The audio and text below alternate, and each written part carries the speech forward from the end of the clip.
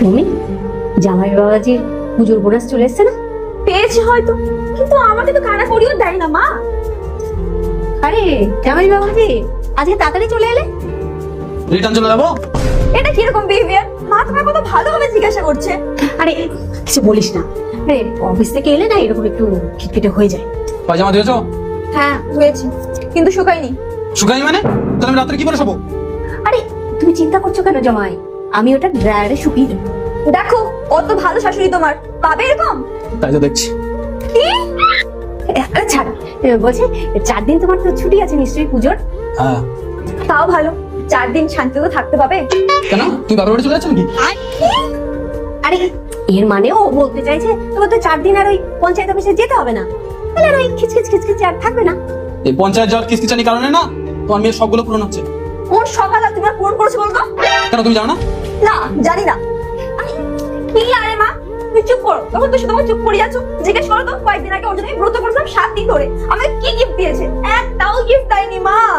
আর আমি তোমার স্বামী সান্তা ক্লজ না যে পিঠে সবসময় গিফটে বোঝা নিয়ে ঘুরবো। আরে বাবা, ও যেটা বলতে চাইছে তুমি সেটা বুঝছো না।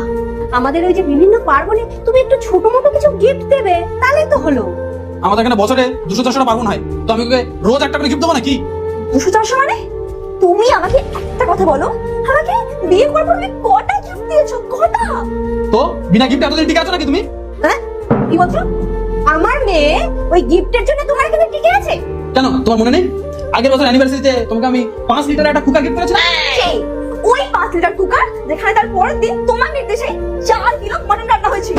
আমার ভাগ্য বলে মা আমি বেঁচে গিয়েছিলাম। মানে মানে কুকারটা ব্লাস্ট করেছিল। জামাই বাবাজি, কি জামাই বাবাজি, নিজের মেয়ের মাথায় কোনো বুদ্ধি নেই আর দোষ সব আমার। কি কি বুদ্ধি নেই মানে? কি বুদ্ধি নেই আমার মাথায়? আরে তো গ্যাসে কুকার চড়িয়ে কানে হেডফোন গুঁজে গান শুনলে সিটি আওয়াজ কি করে শুনবে? প্রেসার কুকারের কোয়ালিটি নিশ্চয়ই খারাপ ছিল। আরে গ্রাম বিকাশ অধিকারী কোনোদিন খারাপ কোয়ালিটির মাল কেনে না। চুপ করো তুমি। কি একটা কুকার গিফট করেছে কবে, আর সেটা 12 বছর ধরে এবার শোনাবে শুধু আমাকে। হ্যাঁ, তো এখন কি তোমাকে পুরো থালা বাসনে স্টোর গিফট করে দেবো নাকি?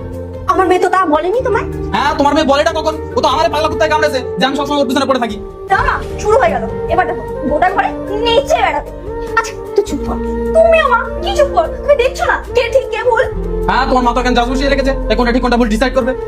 তুমিও কিছু কম যাও না জামাই, যখন তখন যা কিছু তামাশা বানিয়ে রেখে দাও। আমি কি করলাম? কি করলে না সেটা বলো। একটাও গিফট দিল না। আরে সবসময় গিফট গিফট গিফট। আরে বাবা, পুজোর সময় সবাই বোনাস পায়, আরে সবারই একটা ইচ্ছে অনিচ্ছে থাকে। হ্যাঁ, তুমি তো ওর ইচ্ছেটা পূরণ করতে পারো।